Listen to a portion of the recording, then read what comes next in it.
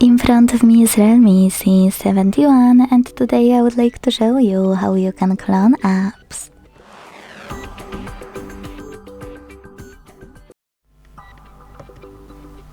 Begin by going into Devices Settings and scrolling down a tiny bit to click on Apps.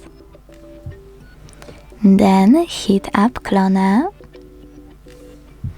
and tap on gray switcher next to any app you wish to clone, like Facebook. Now wait for cloning to be done and go back. So when I check, as you can see, my Facebook was successfully cloned.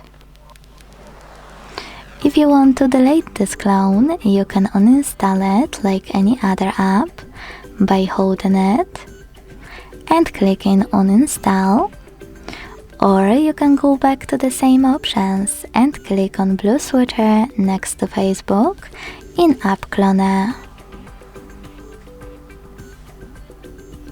Then hit OK and wait. Thanks so much for watching. If you enjoyed this video, don't forget to leave a like, comment and subscribe. Bye!